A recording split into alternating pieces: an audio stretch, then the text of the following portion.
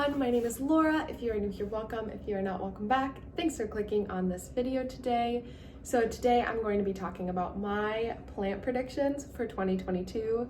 So before we get started with this video, just a slight disclaimer, I am not an expert, I am not a seller, I'm not a distributor.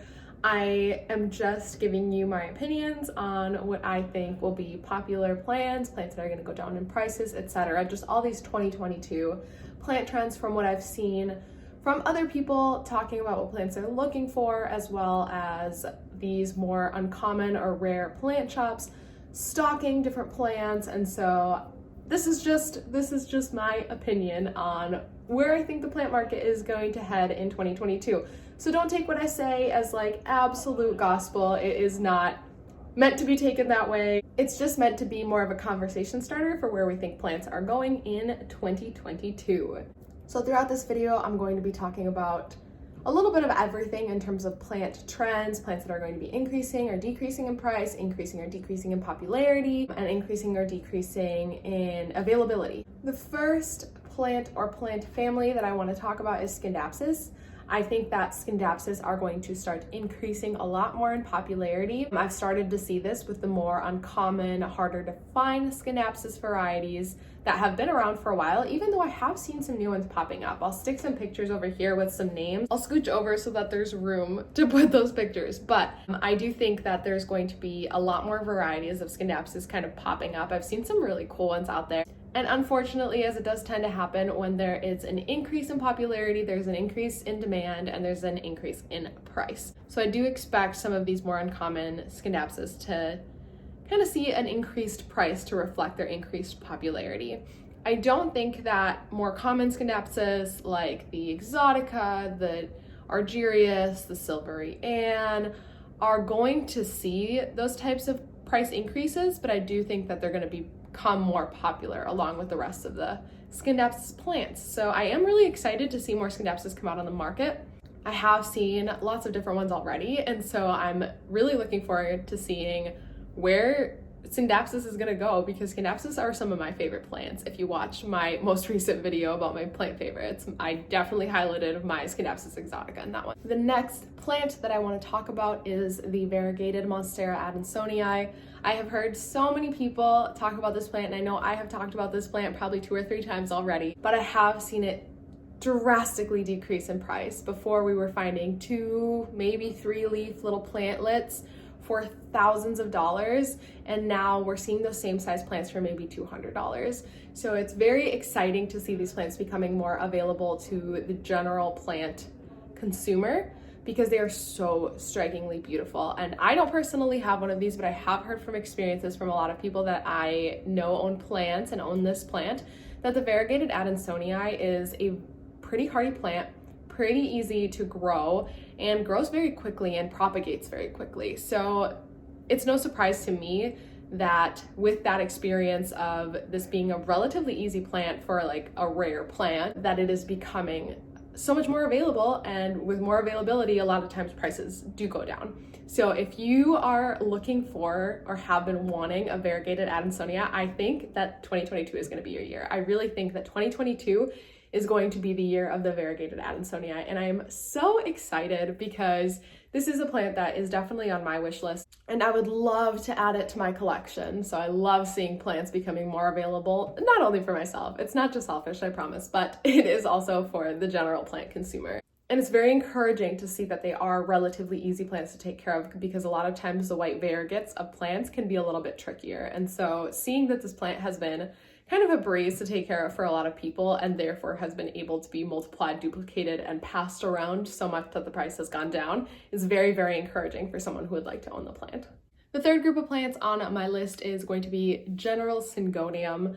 I thought in the past that Syngonium were very underrated. I thought they were so beautiful, and there have always been kind of the more uncommon or rare or kind of fancy Syngonium, like the Ice Frost, the Scrambled Egg, the Panda, things like that have always existed, but I don't think that there's been much of a demand for them like there is now. I'm seeing everywhere on Facebook groups and on YouTube videos, people putting Syngonium on their wish list for 2022. So I think with that, we're going to see a huge increase in Syngoniums being passed around, which I don't know what it's going to mean for the Syngonium price, because these more rare or uncommon, harder to find Syngonia are already pretty pricey plants in terms of Syngonium. So I'm very interested to see where the prices go. I don't really know. I don't really know what to think in terms of where the prices are going to go for Syngonium, but I definitely think that we're going to start seeing a lot more of them passed around, and maybe with people taking cuttings of theirs and sharing them, we'll all maybe be able to get our hands on some of our wishlist Syngoniums this year. Next on my list is Alocasia, and I'm including variegated Alocasia as well as regular form Alocasia. I'm so surprised that this plant has taken off the way that it has, and the reason that I'm including this plant in this video is I really did see a boom in Alocasia about fall of 2021 that has carried over until now. We're in February 2022, and it does not seem to be slowing down. People everywhere seem to be looking for their next Alocasia. And the reason that I'm so surprised by this is because Alocasia have been generally known to be pretty finicky plants, pretty tricky plants to take care of. And so the fact that so many people have been wanting to add these plants to their collections has really been a surprise to me. Like I said, along with regular Alocasia, I'm also including variegated Alocasia. I have seen them popping up in big box stores. I have actually picked up a couple from big box stores myself. And I think that the reason that variegated Alocasia, and I could be wrong about this, but this is my educated guess for the reason why there are so many variegated Alocasias just like popping up at like our grocery stores, is because a lot of Alocasia are being tissue cultured. And when you tissue culture a plant, it's a lot easier, a lot more common to get these variegated species. If you want to see a video about tissue culturing, I definitely can do that. I can make one where we discuss very amicably about tissue culturing. I know it can be kind of a hot topic right now in the plant world, which in my opinion, I don't think it should be, but yes, if you want to see a video about tissue culturing, let me know and I can make one. But besides the point, Alocasia are booming in popularity, but I think that this explosion in popularity for Alocasia is not going to drive the prices up. And I have a couple of reasons for why I think this. One is because, like I said, Alocasia popularity really increased late 2021, and now a couple months into 2022, I have not personally seen any significant increases in Alocasia prices. They're becoming a lot more available, but the prices are staying about the same. The second reason that I would think this, that I don't think that the prices are going to be going up, is because I was scrolling through my phone today, just like minding my own business. And it's really what inspired me to make this video today, but I was minding my own business when I saw someone posted that Costa Farms has mass-produced Alocasia Silver Dragon, and they are starting to be available at big box stores in my area. And I'm going to say that again for those of you who didn't know. Most of you probably knew this already, and so I probably look like a dummy right now, but for those of you who didn't know, I'm going to repeat it again. Alocasia Silver Dragon is being mass-produced and is available in grocery stores. What? Alocasia Silver Dragon, maybe 2 years ago, not even, but we'll say 2 years ago, for a 2-leaf small like plantlet of an Alocasia Silver Dragon, you were forking over hundreds of dollars. So the fact that it's available for $19.99 at like my local Walmart or grocery store right now is just like blowing my mind. And it's showing us that even these giants like Costa Farms are becoming aware that Alocasias are super desirable right now. And these really fun, beautiful Alocasias that were not available before to the general public because they were so expensive are now being mass-produced, tissue cultured by these giants and are becoming so readily available. We'll definitely see Alocasia continue to increase in popularity, but since they're already starting to be mass-produced, I don't think that that's going to last much longer than this year. So that's what I think about Alocasia. At least that's my predictions on what's going to happen with Alocasia. I'm looking over here at my notes. I have them written down right here. And my next group of plants that I have a prediction about is Fancy Hoya. And I drew the F all like curly, like fancy. So I feel like I need to say it like Fancy Hoya. So yes, next on my list is Fancy Hoya. By Fancy Hoya, what do I mean? I mean Hoya that you can't get at a big box store, and Hoya that you can't get at like a specialty plant shop. So I'm thinking of the Hoya that you really can only get directly from collectors who are growing these Hoya in their homes and are going to take clippings and sell you a node and a leaf cutting.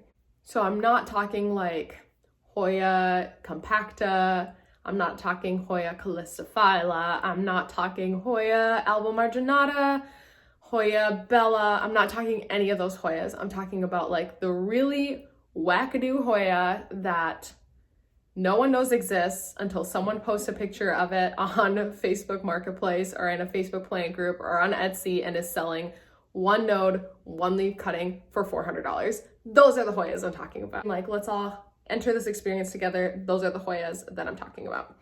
So what do I think is going to happen with fancy Hoya? So we did see a really big increase in popularity for these like more collector style Hoya in the last, I'd say, I don't know, 18 months or so. Hoya were very accessible price-wise, probably about 3 years ago or even more than that.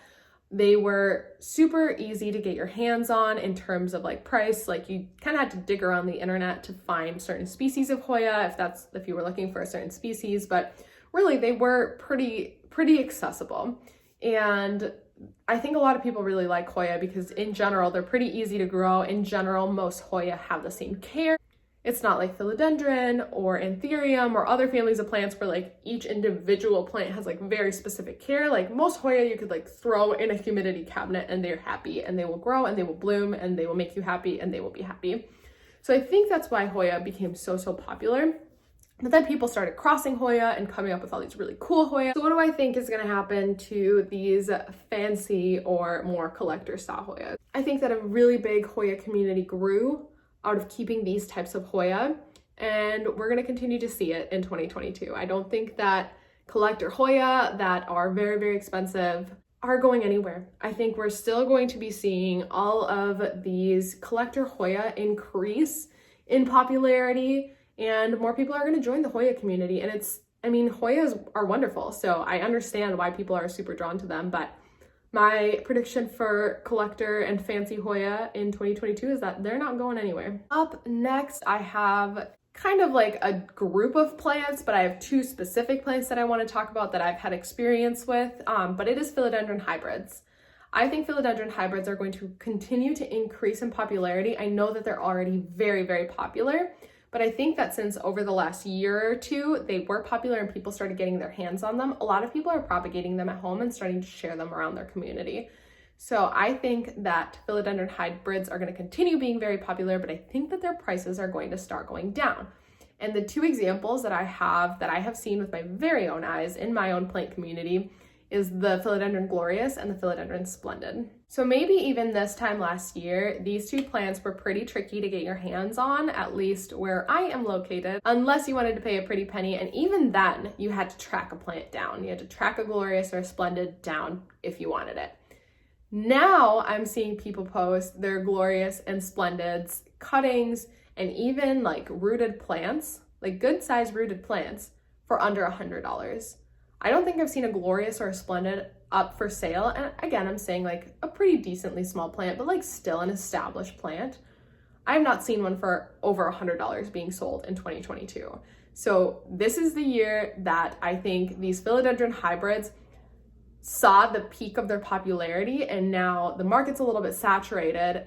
People still want them though, so they're going to be pretty accessible to people who are still wanting to find them. So if you were looking for a Glorious or a Splendid or any other like more common philodendron hybrid, I think this is the year to keep your eyes out for a good deal on these. The next plant, and this is one specific plant that made this list, I think it's like one of few, but the next plant that I want to talk about for my predictions in 2022 is the Philodendron Ring of Fire. Yes, just the Philodendron Ring of Fire, no, nothing else. I think this plant was overlooked for a long time, especially because with the caramel marble being introduced, I think that the Ring of Fire was kind of pushed to the side by a lot of people.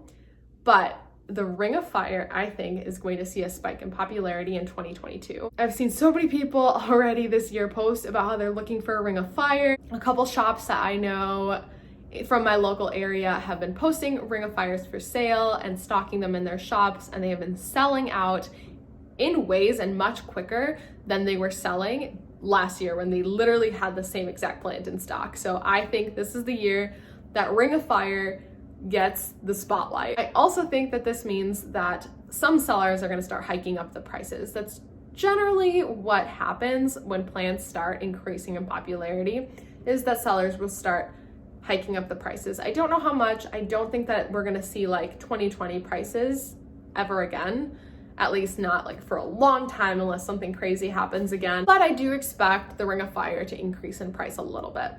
All right, we're almost wrapped up with my list. I have 2 more things to talk about. One of them is a plant group. Another one is just a specific plant.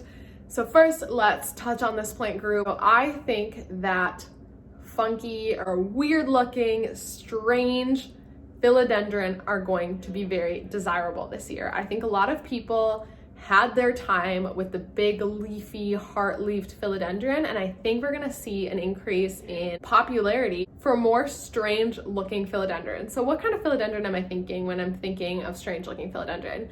I'm thinking about the philodendron tortum. I have seen this with my own eyes become very, very desirable. And any other philodendron that really is just different from the rest, doesn't have that typical heart-leaf philodendron or that whiskery look, just a very atypical philodendron, one that like the moment you see it, you know exactly from far away, that's insert name here.